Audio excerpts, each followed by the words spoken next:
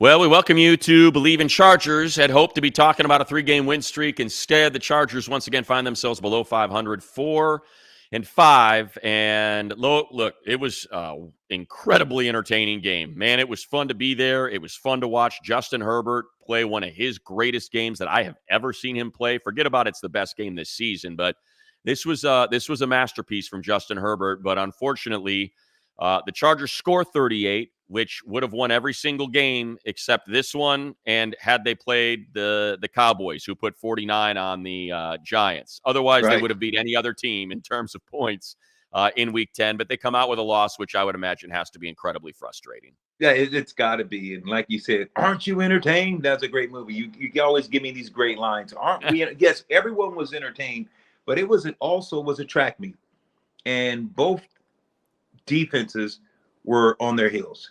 When you look at what Jared Goff was able to do, that's one of his better games in his career. Yeah. I know when you think about what Herbert did, but look at what Jared Goff did. I mean, he absolutely shredded the Chargers. And I'm telling you, as a fan and as a commentator and kind of watching the game, it's tough. It's tough, man. I know you got to play good cop, bad cop, and understanding because we're a team. We want the Chargers to win. We want to see this team play better. We're pulling for the organization, but this was a tough loss. This was a tough loss because you just was outmanned. You were outcoached. You weren't in right positions. I was watching this game and I'm seeing guys run through zones, no one bumping them off the line, giving them. It was a track meet, asking the safety to be set, waiting for the receiver to break in or out or go deep, like you like to say, a three-way go. It's almost impossible, and no one was jamming on the line. You're bringing blitzes from the field and leaving your best receiver open where no one's even touching him, and he just got to run through the zones because guys are waiting. And then once you say, okay, once the guys start saying, okay, we got to widen, all they do is put their feet in the ground and find a hole and sit down and throttle. It was tough to watch, and especially the way the defense has been playing the last couple of weeks. They got out coached. They got outgunned. It was this one's tough because you still had, in spite of it all, you still had a chance to win that ball game. I think that's the frustrating part mostly, Low, is just it was a masterclass by Keenan Allen. Detroit did everything they could to take him away. He's being bracketed. He's being doubled. They're trying to reroute him. And Kellen Moore had an answer for everything. It was a lot of motion, and so much of it was Keenan. That touchdown he scored on that fourth and 1, I think it was. He's getting double covered. Yeah. Herbert throws just an incredible pass under pressure, and Keenan's able to break the bracket and take it in for a touch. What he's doing at 31 is because it's unheard of. You know that. I mean, wide receivers after the age of 30, it's almost a precipitous decline because it is such an athletic position. So what Keenan is doing at his age is incredible. Forget about the age. He's one of the 3-4 best receivers in the league this year, considering all the attention he's getting. For Justin Herbert, and you know what? It looks like the one thing I'll say too, Rashawn Slater looked like he was back to being healthy again. Aiden Hutchinson started over there, and he's like, nope, don't want any more of this. And he immediately went to the other side because Slater was stoning him whenever they were going one-on-one. So that's a big deal because Aiden's one of the best pass rushers in the game. So it's good to see that. But there was still a lot of pressure. He had to move. He had to throw off platform. He's delivering strikes. That throw he threw to Jalen Guyton for the touchdown, threaded between those two defenders while he's moving off his spot. I think that's what creates and increases the frustration is, man, we had this masterpiece that was painted and it's being displayed in the hall of losses. And that's a tough thing to swallow. It really is. I mean, you remember back in the day when Chuck Muncie, Kellen Winslow, Dan Fouts, Charlie Joyner, Wes Chandler. That's what we saw. That was that type of Charger team the other night where it was just the last team with the ball. It was a shootout. Right. And the thing, when you talk about Kellen Moore, what he was able to do from an offensive perspective, drawing up the X's and O's and understanding what they were going to do with Keenan and double him in bracket coverage, moving him across in motion. So now the defense has to move and rock and roll with Keenan. And Keenan's so deceptive in his route running and then you see him make the catch, and then you see the speed to get in the end zone. And especially for Keenan, happy for this guy because, money, the last couple of years, people are like, okay, redo his deal, let him go. He's injury prone. The way that Keenan is playing when he's healthy, and the kind of game changer he brings and the bravado he brings to that offense, and for him and Justin Herbert, it's legendary. Absolutely legendary. Yeah, they unfortunately, the defensive line had been on a run, man. What they did to the Bears and the Jets and the turnovers and the strip sacks and the pressures, it was gone. It disappeared. They had barely any pressures. I know, PFF will give them a handful, but Jared Goff was never really under pressure a No, he single wasn't. snap that game. They didn't get any sacks. They did not create any turnovers. Beyond that, you talked about the coverage already, whether they were trying to play man or they were playing zone. Guys were just finding themselves wide open. If it's Khalif Raymond streaking across underneath, Amon-Ra gets 9 targets, catches 8 balls for 156. It's another number one receiver that, has one of their best days of the season against the Chargers. And it's 500 yards of offense allowed. If I were to try to polish it, I would say this is the most balanced. I think this is the most balanced offense in the NFL. I think when you talk about run, pass, tight end, wide receiver, speed at wide receiver, and Jameson Williams, it just takes the top off when he starts running down the field. And now you've got Amon-Ra and Josh Reynolds underneath. Laporta, as a rookie, is an incredible tight end. The way the offensive line blocks and the way they run the ball, I don't think they're going to see another offense like this. There's nothing like this on the remainder of their schedule with the weapons that they have at their disposal. You're right, but then when you look at this and you think, okay, going to be playing against a team that that they should win against Green Bay, but Green Bay, guess what they're going to do? They're going to look at that. They're going to watch tape too, and they're going to say, I hope they play zone. They're going to find holes, and they're going to see if the Chargers, every team is scouting. They're going to, okay, what are we doing? What are we going to do? And Green Bay's looks and saying, okay, we can have some success against this defense if they play zone the way they're playing. Because once you see guys, you're blitzing from the slot and you're saying, I'm going to leave the fastest receiver open and I'm going to try to get pressure. And now if a guy can pick his way through those zones, there is going to be a window because now you have other guys and you stretch the defense. You make them cover every blade of grass. Right. And there's holes in this zone. So if you play that type of zone, even though Green Bay is not a good team, Money, I still think that you're going to have to show that you can slow people down because teams are going to try to come after you because they see there's blood in the water. Well, let's put a pin in that and let's focus on Green Bay, but let's do a little expertise with Mike Wahle. Well, this is exciting here on Bleav in Chargers as the Bolts ready to go to Green Bay to take on the Packers, longtime Pack offensive lineman. And do want to acknowledge, as we are here in Southern California, it's not often you get a chance to talk about Rim of the World, the fight and Scorps, and someone that laid it down up at Arrowhead. I mean, you want to talk about road trips. Let's just do it real quick, Mike, as Mike Wahle joins us. Just when you got to hit the road, what are those trips like? Like how long are you on the bus? Are guys getting sick on the bus, going back and forth, coming down from Arrowhead? Yeah, that's a good question. I didn't even think about that. Thanks for having me on the show. So it's not bad for us going down, obviously, because you have to remember back then we had a McDonald's and one stoplight. So we're happy to go down the hill because there's right. a Del Taco at the bottom of there's a 7-Eleven. Like we're eating good for the first time in a long time. We get to go on a road trip. Now, people coming up, I'll tell you this: I had a combine. I had a combine at my high school for the NFL. Okay, and I had supposed to have 27 teams show up. It was foggy that day. And when you're driving up the side of the mountain on the 330 or Highway 18, it literally looks like if you look over to the right, you're going to fall off the mountain and drop 3,000 feet to your death. Only 6 or 7 teams showed up. They saw the fog. They wouldn't even get on the street. I mean, people are afraid to drive up there. But yeah, we actually enjoyed all the trips, man. Because listen, everyone loves being on a school bus with your boys. One and two, we were eating at Del Taco at the bottom of the hill, living the dream. Right, big city living. You do on the block. So let's start there. The Chargers D line had been on fire. I mean, it had been on fire against the Jets, against the Bears. And then it completely disappeared. They got blown off their blocks in the run game. They got pretty much zero pressures in that game. I know you went back and watched the film. We saw it on the Twitter feed. You cutting up a little bit of that. What went wrong? Like, what happened to that D-line that we had seen? Well, you weren't playing the Jets and the Chargers. The Jets and the Bears. Excuse me. That's part of it. Listen, the Detroit Lions are really good, and their offensive line's one of the best in the league. Really well coached.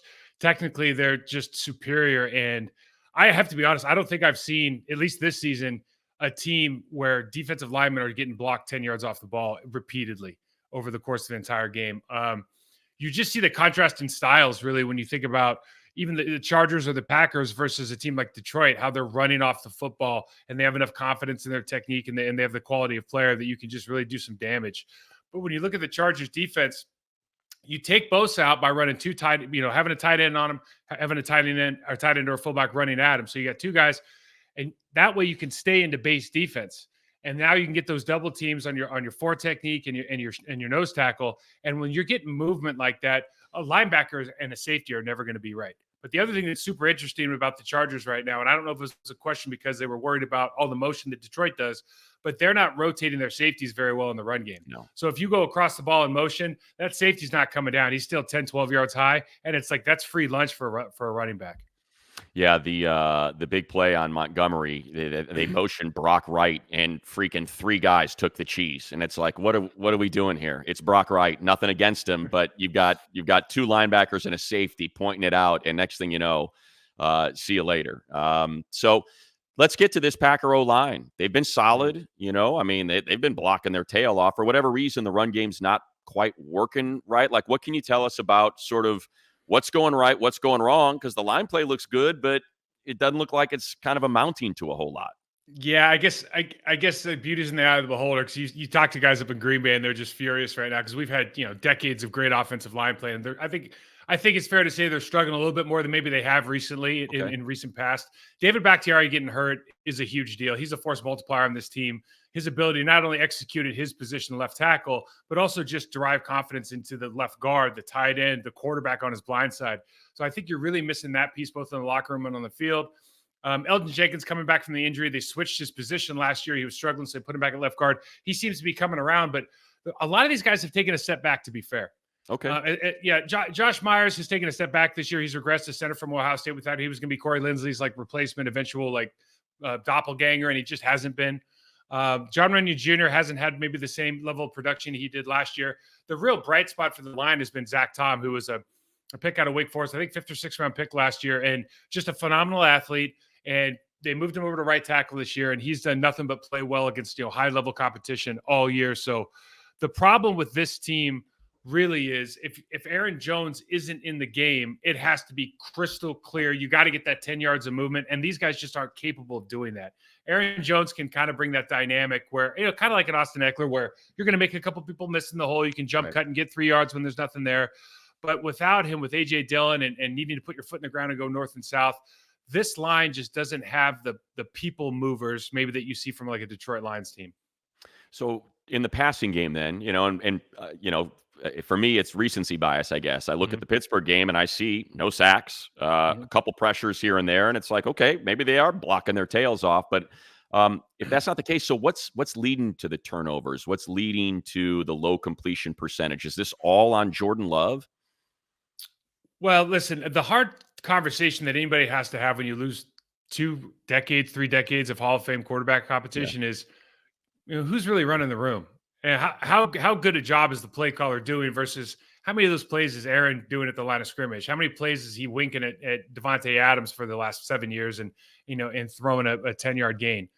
And I think what you're seeing is a coordinator or a head coach / coordinator that is dealing with a young quarterback that is learning on the job for the first time. And he's got first-year wide receivers, first-year tight ends, second-year wide. I think our oldest person in each room in a tight end room is a first-year guy and a second-year guy in the wide receiver room. So you couple that with a first-year starter at the quarterback position, and you're just seeing a lot of miscommunication. You're a lot of seeing from tempo, from the discipline with route running, from separation. Things just aren't happening how they should. So a part of this is on Jordan Love and his processing ability, pre-snap and post-snap.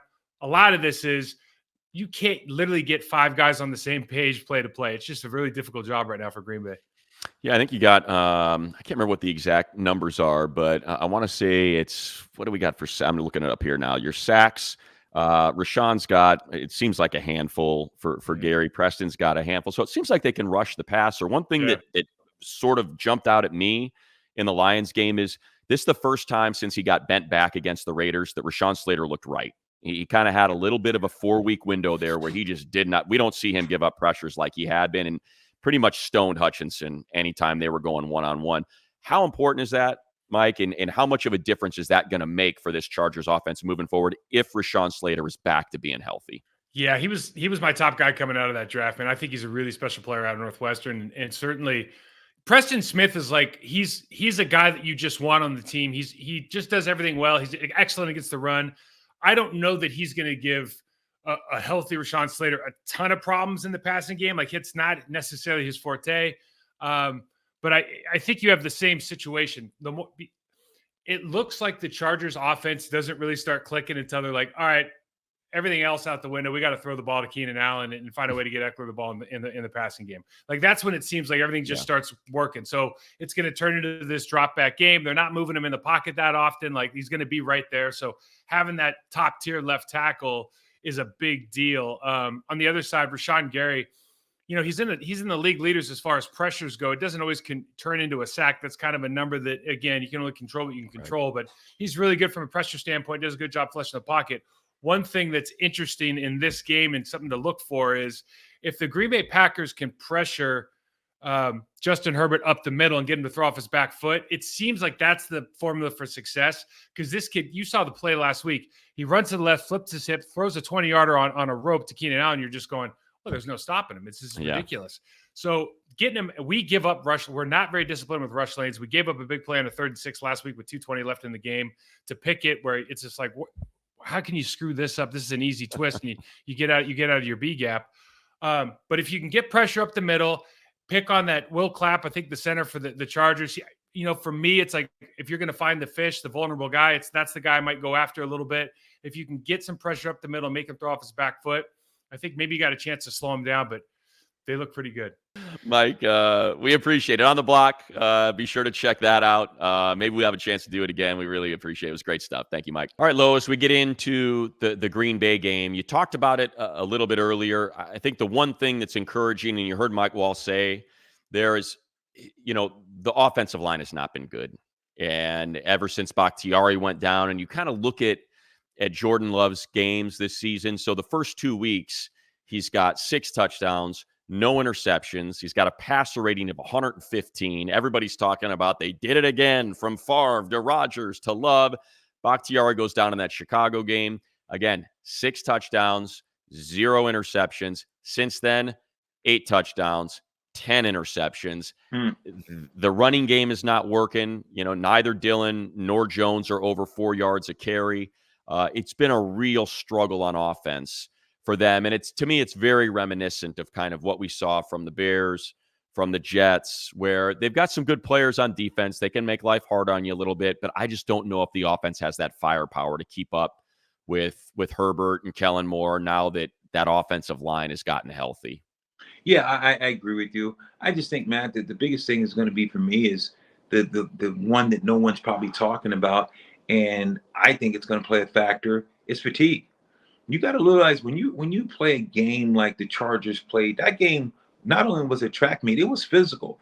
You played against a Detroit team, like you said, they got road graders. That offensive line, they want to get after you. We didn't even sniff the quarterback. Garrett did, Goff didn't even get touched. He was still clean. But you got to realize those guys were pushing. They were physical. You're coming off the ball, and you were out there for a lot of plays. The defense were on the field. So it's going to be interesting because you're right. You should handle Green Bay. You're a better team than Green Bay. Green Bay's offense is, it's in pieces. You lost your offensive line. You got a lot of missing pieces. You got a quarterback that hasn't, Jordan Love is not a great quarterback. Trying to find out what do they still have. So yes, on paper, you are a lot better than Green Bay.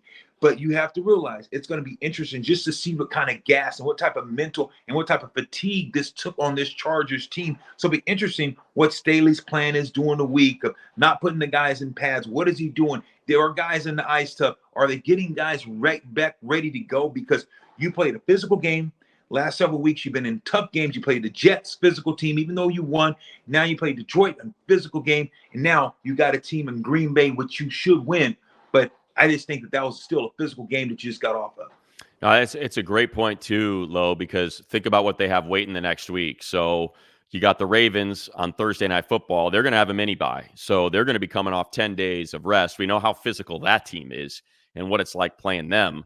So you got to, you got to win the game, obviously. But ideally, this looks like the Bears game where you can rest these guys in the fourth quarter. It looks like the Jets game where you can rest a lot of guys, specifically on defense in the fourth quarter. You can get K9 and Kendricks and Bosa and Mack out of that game, and you can get Dayon and you can get Neiman and you can get those guys back in there because that's what they were able to do in those two games. Go up quick. Hopefully that Herbert magic and what Kellen Moore and he had working against the Lions carries over. You can go up 3 touchdowns, 3 scores, something like. I know that's asking a lot in an NFL game, especially a Packer team that. I mean, look. Here's the thing about the Packers, right? If I go through their schedule, here's their last 7 games. They've scored 19, 20, 10, 17, 13, 20, 18. Wow. Like that fits what's going on with the Chargers. Their defense has not been good. Their offense has. They're averaging 26 per game. So that's something that may play into their favor, and you'd hope they can do to them, something like what the Lions did when they beat, when they hung 34 on them. Can they get to that sort of 30 number again and maybe be able to take the foot off the gas a little bit in that fourth quarter? Because like you said, they just got out of a heck of a battle, and they're going to have another one coming up with the Ravens, and they got to go 6-2. That's the reality. They have to go 6-2 if they're going to make the tournament. They really do, and that's just as a wild card. And I think, Money, to your point, you should jump on this team. And we always talk about Money is the consistency of this Chargers team. And I think that you and I both know what they're capable of. They're capable of being they can beat anyone any given Sunday when they're playing the right way and playing fundamental and playing sound football. They have enough talent to play with anybody in the National Football League. But the question that we and you asked ourselves week in and week out, are they going to play down to the level of competition? We've seen them play down the level of competition when they played the Titans. We've seen this team play down games, and we've seen this team go out there and just flounder around and don't seem like they didn't get off the bus, and they're not playing the way that we know they're capable of, offensively and defensively some weeks. So this is a game where Coach Staley has to go this whole week is like, guys, let's go take care of business. Let's start fast. Let's get this game behind us, because guess what? Green Bay is not going to feel sorry for us. They're not going to say, God, they played a tough game last week. Let's take it easy. Green Bay is looking and saying, we're catching this Charger team on in a good time, because they got to be thinking about Baltimore. Baltimore's one of the better teams in AFC. Baltimore's licking their wounds because, they had a 20-point lead on friggin' the Browns, and the Browns came back to win that game. So you got two teams that know what's in front of them, but can the Chargers just go out, like you're saying, play the way that we know they're capable of, and get rid of Green Bay early, for they can say, hey, guys, let's rest some guys. And that's what this needs to be this week. That's the kind of attitude they got to have. Well, I'll put a bow on it with this as we end it this week, Lo. They were 6-6 last year. They were 6-6, and everybody was preaching doom and gloom. They rip off 4 straight wins. They finished 10-7. They punched their ticket into the tournament. Let's get to 5-5. Let's get to 6-5. See if we can get 7-5 and catch a little run, just like they did at the end of last year. Get into the playoffs, and this time next week, we'll be talking about being back at 500 and what the game plan is to knock off Baltimore.